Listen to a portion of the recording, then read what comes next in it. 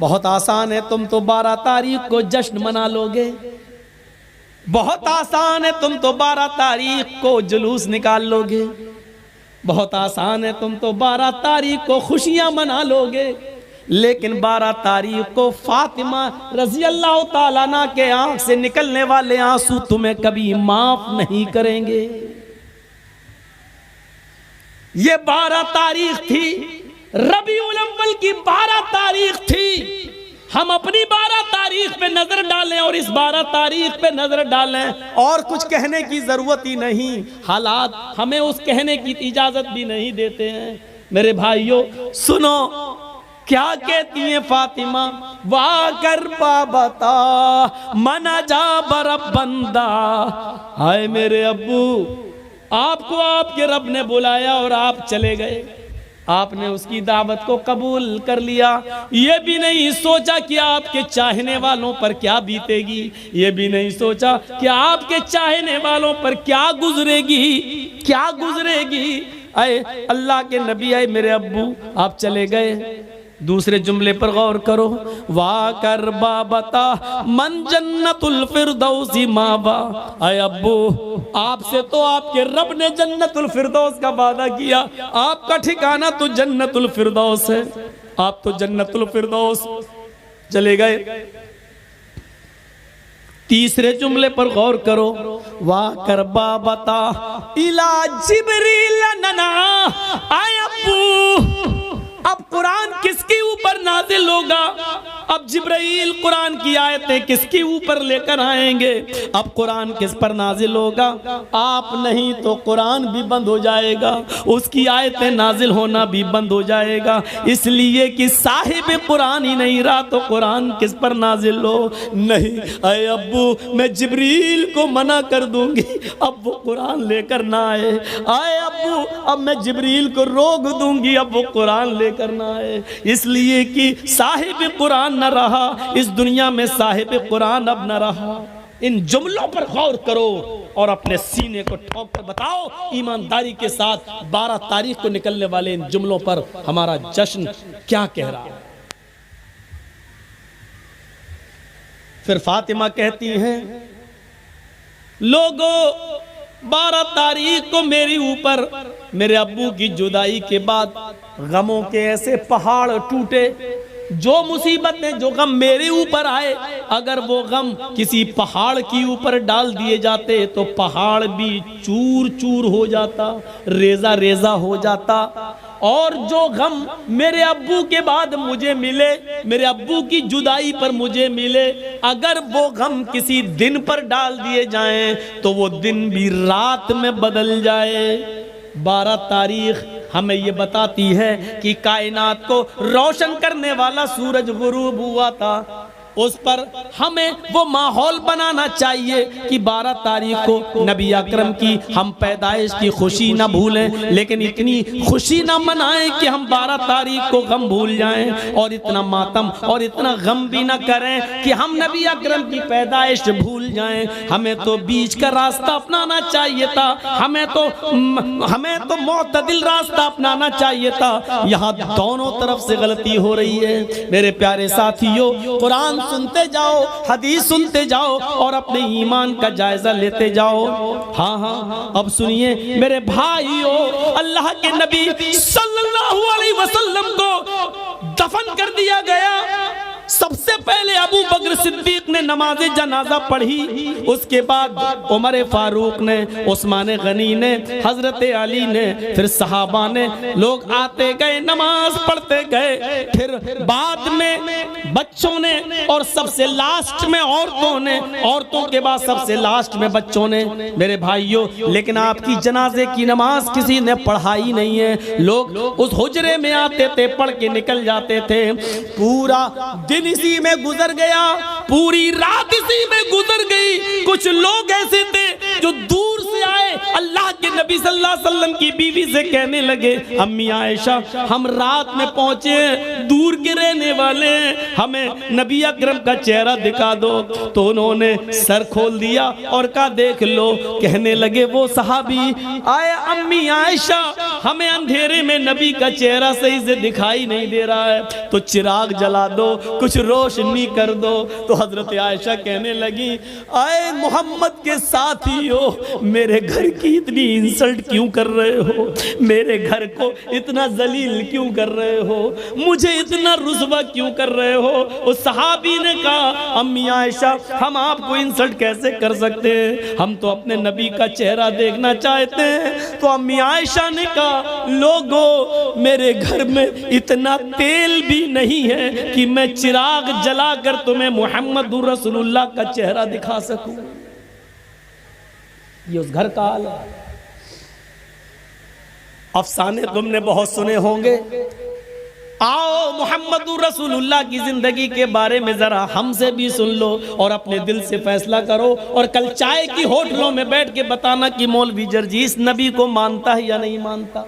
कह देना बहुत आसान है, फला नहीं मानता, फला नहीं मानता, फला नहीं मानता। अरे हम तो अल्लाह के नबी से हटकर कोई बात कर ही नहीं रहे हैं। ताज्जुब तो यह है कि तुम हिंदुस्तान की बात करो तो पक्के मुसलमान, तुम अजमेर की बदायूं की कछोचा की बात करो तो पक्के मुसलमान, हम मक्के की बात करें और मदीने की बात करें तो हम नबी को मानते ही नहीं।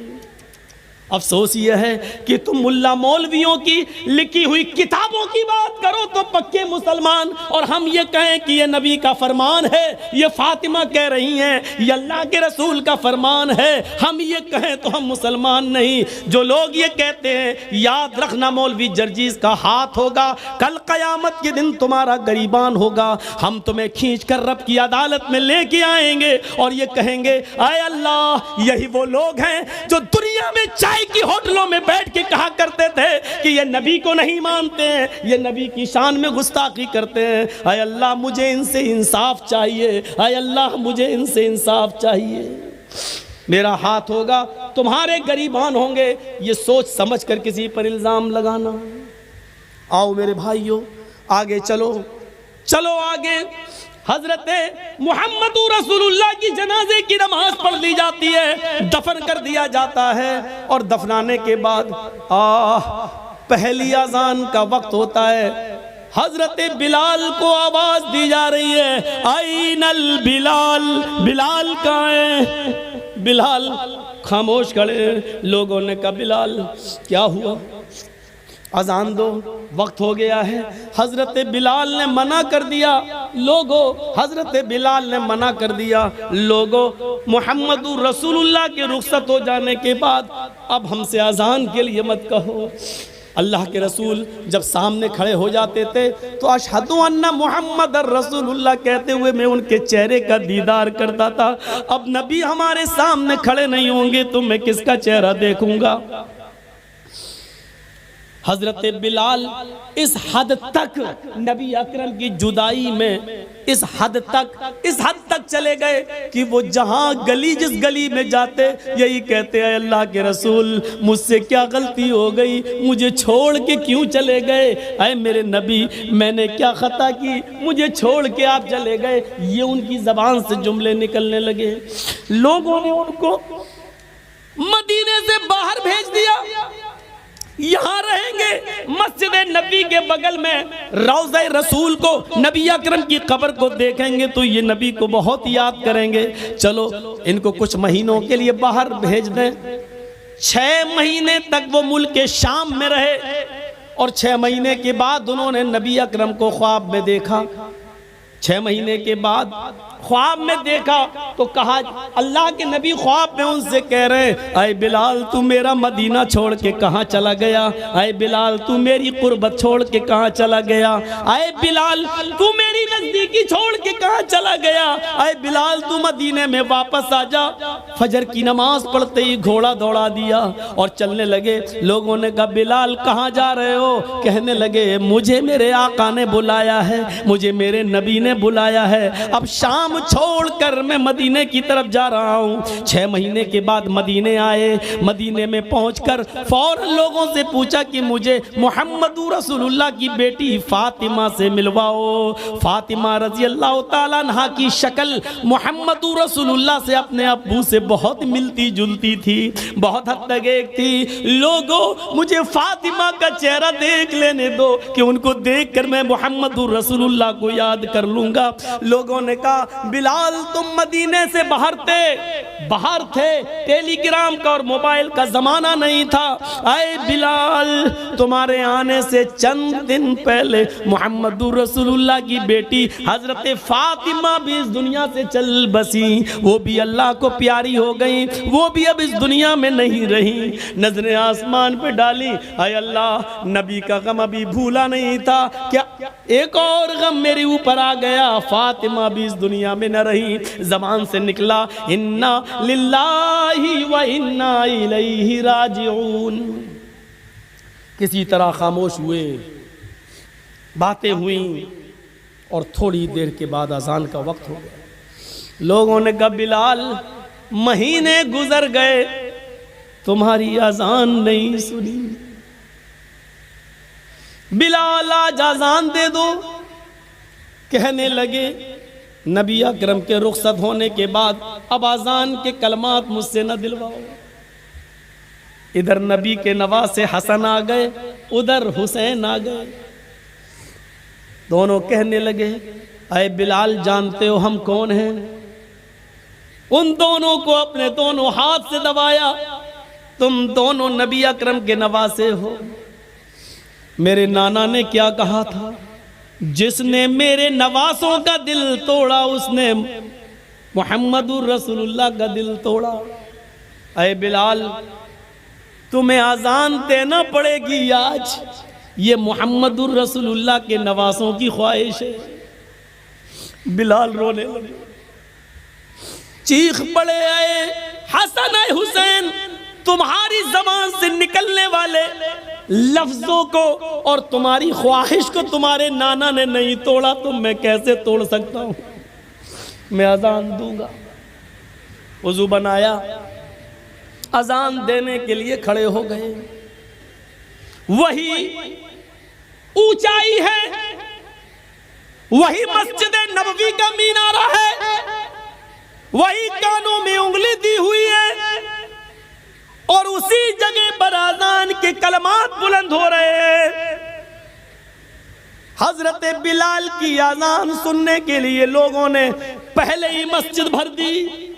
अजान से पहले ही मस्जिद आबाद, खजूर के पत्तों की बनी हुई चटाइयां बिछी हुई, सारे लोग मस्जिद में बैठे हैं।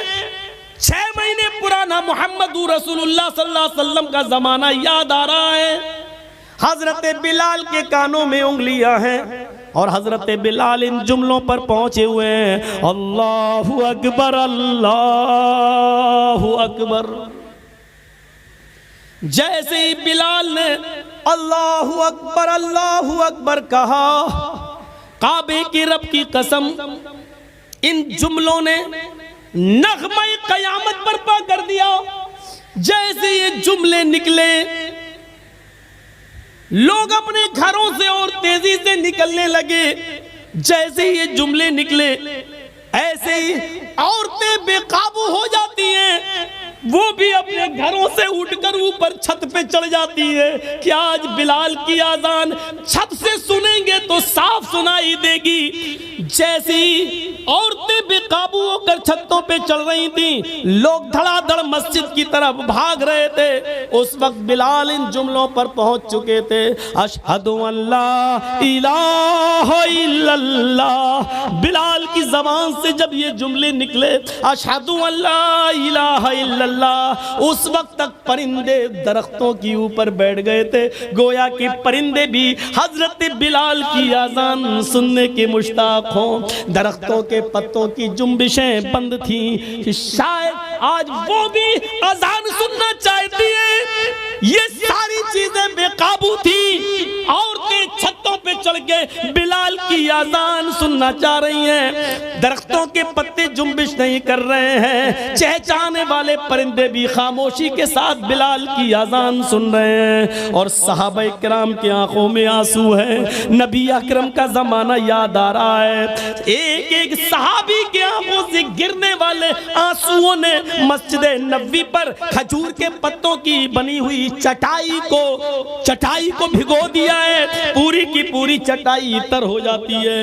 हजरत बिलाल इन जुमलों पर पहुंचते हैं, अशहदु अन्ना मुहम्मदर रसूलुल्लाह। अभी उनकी जबान से मोहम्मद का जुमला ही निकल पाया था, रसूलुल्लाह का जुमला ना निकलने पाया कि उनकी निगाह वहीं पहुंच जाती है जहां जनाबी मोहम्मद रसूलुल्लाह खड़े हो जाया करते थे और बिलाल से कहते थे कि आजान दो, और बिलाल उन्हें देखकर पूरी आजान दिया करते थे। आज उस जगह पर नबी अकरम को गायब पाया, आज उस जगह पर मोहम्मद रसूलुल्लाह को मौजूद न पाया, प्रेजेंट न पाया। जैसे ही उनकी नजर उस जगह गई और नबी को मौजूद न पाया तो गशी आई, चक्कर आए और बेहोश होकर वो जमीन के ऊपर गिर पड़े। लोगों ने पानी के छींटे मारे, बकिया अल्फाज दूसरों ने अदा कर दिए। इन पर छींटे मारे गए, पानी के छींटे मारे गए, होश में लाया गया और कहा बिलाल ने, लोगों मैंने तुम्हें पहले ही कहा था, नबी अकरम सल्लल्लाहु अलैहि वसल्लम के इंतकाल के बाद अब मुझसे अजान के लिए न कहा करो। मैं मुहम्मदुर रसूलुल्लाह कहते हुए किसके चेहरे को मैं देखूंगा? ये अंदाजा था, हमें सोचना चाहिए। लेकिन कब्र इनकी भी है। फातिमा रजी अल्लाह ताला अन्हा के सेंटेंसेस पर गौर कीजिए, बार बार नहीं दोहराऊंगा। इनको भी रुखसत होना पड़ा। लेकिन वही चीज याद करिए, एक तरफ इंसान हम और आप मर जाएं और मरने के बाद हमारा हिसाब किताब ना हो और मिट्टी में मिला दिए जाए, ये बहुत अच्छी चीज है कि अगर ऐसा हो जाए, लेकिन ऐसा होगा नहीं। मसला ये नहीं है, मसला ये है कि मरने के बाद भी तो चैन नहीं है। दुनिया में अगर अच्छे अमल किए हैं तो उनका इनाम कब्र में ही मिलना शुरू हो जाता है, और अगर हमने और आपने अच्छे अमल नहीं किए तो मरने के बाद उसका अजाब भी शुरू हो जाता है। अभी कयामत में तो हिसाब होना अलग बाकी है, वो एक अलग चीज है। यहां से ही शुरू हो जाता है दौर। हजरत उस्मान गनी के सामने जहन्नम के अजाब का जिक्र किया जाता, नहीं रोते, लेकिन जब कब्र के अजाब का जिक्र किया जाता तो इतना रोते कि उनकी दाढ़ी तर हो जाती। पूछा है उस्मान, जहन्नम के अजाब का जिक्र होता तो तुम न रोते, और कब्र के अजाब का जिक्र होता तो इतना रोते, क्या बात है? फरमाया, लोगों, ये कब्र आखिरत की मंजिलों में से पहली मंजिल है। फ़इन्नल कब्र